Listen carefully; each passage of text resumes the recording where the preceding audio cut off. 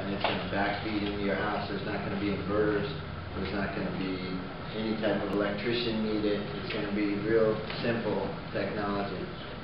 Because it's like anything else, as the computers get better and better, we're walking around with these crazy computers that this thing would have taken this size room 30 years ago to compute. And that's the way where this is going. Eventually you're going to see this be plug and play technology. So we're capturing something like 20% of the potential energy. So we have a long ways to go in the technology, but it's already really significant, but the sun is a really powerful energy source, no doubt about it. Dow Chemical had a program on that about a year ago. They were talking about the flat pieces going on roofs and the problems with adhesion. They're coming out, and there's a couple other companies out now with that. When you walk up in this house that you see in front of you, you pretty much can tell that that's a modules, it's solar panels. You've got to really be careful. Now they actually have them blend right in down to the level of the tile, built like tile. Yeah, there's actual shingles that Correct. are right. And that, I mean, the problem there is trying to diagnose where your fault. That's like Christmas lights. And then you have the electrician blaming the roofer blaming the electrician. Nobody was. I mean, there's got to be a million little connections there. I can only imagine the next. But when they master it, you're going to see more and more people doing things like that. Because when I first presented this idea to my wife, she was like, "No way, we're not putting that on my roof." But if I had said, "Hey, these are shingles we gotta have anyway," she's like, "Okay, go ahead." She eventually came around and let me do our house in solar, but at first glance she was like, "No way, I don't want them on my house." So, but when they become more and more cosmetically appealing, you're going to see more and more houses putting them on. So. But this actually is pretty gorgeous now compared to the way they looked in the 70s. This looks like a bunch of flat screen TVs on the roof, and it's pretty neat. And they're coming up with some really neat stuff. I mean, you're going to start seeing stuff with no frame at all, so it's just glass, one thin piece of glass. So you lose all this whole dimension here, and that's going to look pretty slick on the rooftops. And that we're for carports and stuff, no backing, so you'll be able to see through the things, so it'll be kind of translucent. There's going to be some really neat stuff coming out in the future, definitely, for sure.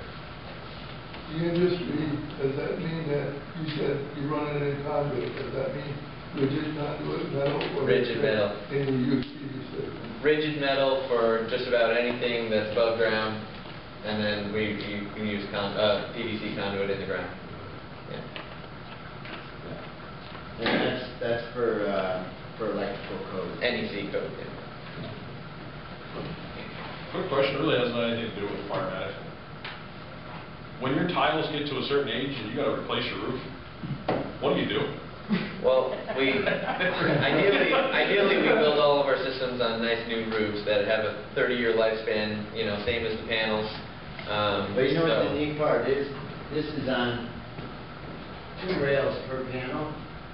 It took probably 3 days for 3 guys to put this up, but all the mounts are the slow part where they're actually mounting in. Yeah. If they were to take this down, they could drop this system in half a day. Oh yeah. The mounts would stay there. The roofer scrapes his roof, puts the shingles back up. He basically would put his flashing around your mounts now, and then you can put the system back up in a half a day. Mostly the time consumed is putting the rails up and then putting the electrical components in. So we're on top of Grace Fellowship. Their roof should have been replaced 10 years ago. But the neat thing with a rubber ballast roof is we can just move it all to one side. And redo that roof, move it back later. Once it's actually hooked up, it's easy to move it. The Dow company actually that was a very good question, because they were saying that for firefighters who are up on the roof, they're trying to build in certain things that you guys are doing right now, which is good. Get the industries, actually manufacturers, to put that on the people who are putting these things together, putting them on roofs. The fact that you're covering the roof material, it's not getting the ultraviolet, it's not getting pounded by all the elements that are normally done on a given day, a given rainstorm or whatever, so it does extend the roof. Right, yeah. A Exactly. side effect that we figured out on accident is the room stays cooler. The loft over my garage used to be 1,000 degrees up there. You couldn't stay more than 2 minutes in out. And once we put up the solar on the south side, it actually cooled the room down because now the solar panels are absorbing that heat instead of the room or the roof. So it was a neat little side effect of solar is that it's going to reduce your AC usage. But that's pretty much it, and we want to thank you guys for having us over, and if anybody has any questions, please give us a call. I sorry for you guys that had to leave, but we do this a lot. It's one of the things that NYSERDA encourages that we do because we are, I believe right now, we're the #2 installer in New York State, and they want to make sure, it would be detrimental to NYSERDA too, that if you guys show up and get injured by a solar system, it would be bad for everybody, including you and your family. It's something that we want to take into consideration. Thank you for having us, and we can see you.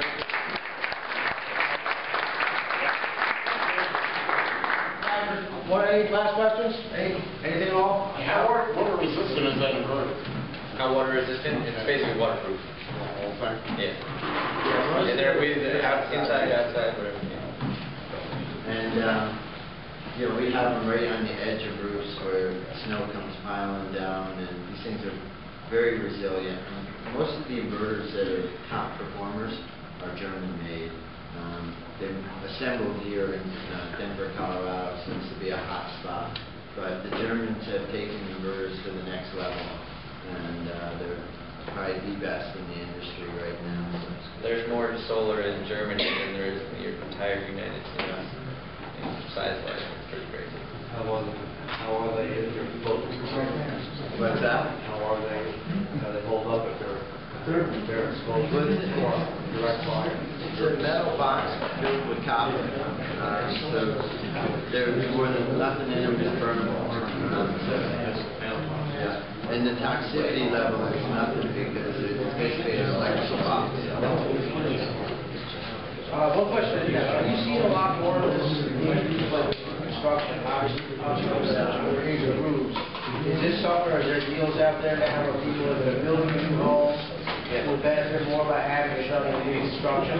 There's not really a benefit necessarily, particular benefit to doing it with new construction, but yeah, that is beginning to be a trend. We see more builders orientating their developments to the south and not clustering one building. I think that probably by these young kids are our age, you're going to need a variance not to have it. You're going to need a variance to you in the south direction. As permits, if you did it for residential, you have to have the electrical inspection, but what about any other permits? Yeah, what we do, so we get, it's either, depending on the county, where we're working, it's either just a building permit or a building and zoning permit. And then we have, we do our work. We have our own inspector that's going to come in and check the system. Then we have NDIA, who's a third-party inspector, come in and do an inspection. National Grid or NYSEG is going to come in and do an inspection. And then potentially NYSERDA or another third party is going to come in and do it again. So there's a lot of eyes on these things, for sure. So it's for every Right. Yeah, of course. Yeah. The neat thing about these systems, though, one thing I forgot to mention is energy that's produced by these local companies that are advertising for residential systems or even ourselves. The energy money is staying right here in the U.S. And that's really important to me because right now when we pay our electric bills, most of it's leaving the country. There's not too many power companies that are here in the United States anymore. National Grid is out of Great Britain. NYSEG is out of Chile. So it's a neat thing with going to solar, even though we're using German and Italian-made modules that are assembled here, the energy created is staying here. So that's really important. I think that's something that our government is missing. They keep talking about how we got to rebuild. We need to start building things and making things and putting it back into the local economies. So it's the way our fathers did it 100 years ago, and we need to go back to basics here. But again, thanks for having us, and somebody told us it was going to be pizza after this. He's coming. Couple things to mention. The food is coming, I promise. Should be here about 8:30, or are we going to get it? Gotta be. Okay. Food should be here about 8:30. A couple other things I wanted to point out just from what I heard in the presentation, and they're kind of things that go without saying, but I'm going to say them anyway. Obviously, when dealing with solar panels, we always talk about the lightweight construction of roofs. If you have a lightweight roof or even an old style roof with these panels on there, whether you're going to the roof or not, your time for collapse is significantly reduced. Just something to keep in mind. Also, we get complacent, not I should say complacent, but we all have tack sticks on our rigs to check wires. If your wires downfall, you take your tack stick out and check to see if this is a live wire. That obviously does not work with solar panels because they are DC. So from the inverter out, you can use a tack stick, but don't get fooled into thinking if you go to the roof with a tack stick, point at the solar panel, and it says, oh, no reading, I can chop this with my axe now. You cannot. Obviously, tack sticks only detect AC, and these are DC, as they explained, from the panel down to the inverter. To address one other concern that was brought up, Town Fire Services right now has given us a database of all the commercial structures in the town of Colonnade that have solar panels on them, and they are updating us at communications with that information. So in CAD right now, we have, I should say we, for those who don't know, I also work in communications full time, that's why I keep saying we, so that. You do? I go to communications. So at least right now, there is in CAD a database for us available to any building that does have solar panels on it. It's right up there with the hydrant information, the BOLO information, any pertinent information that we normally typically pass on during the call. That now becomes part of it. But it is only for commercial structures. Residences that have contracted with you guys or gone out and done their own, so far that is not an issue. Excuse me, that is not in the database.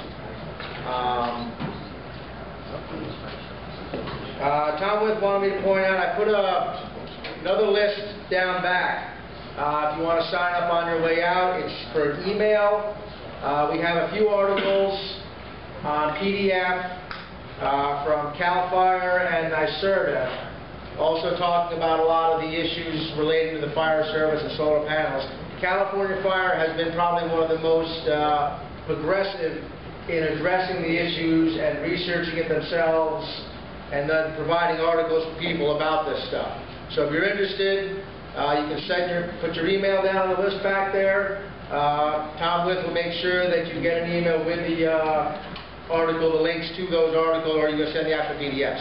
I'll actually send the actual Okay, PDFs. they'll send you the actual PDFs that you can print out yourself or just look at on the computer. Also, just to mention, fire engineering has a ton of stuff out there. There are quite a few articles available.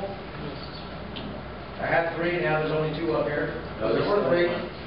What? Oh, okay. Charging.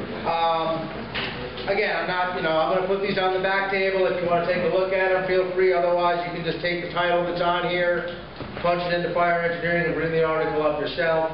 But there's plenty more information out there. So,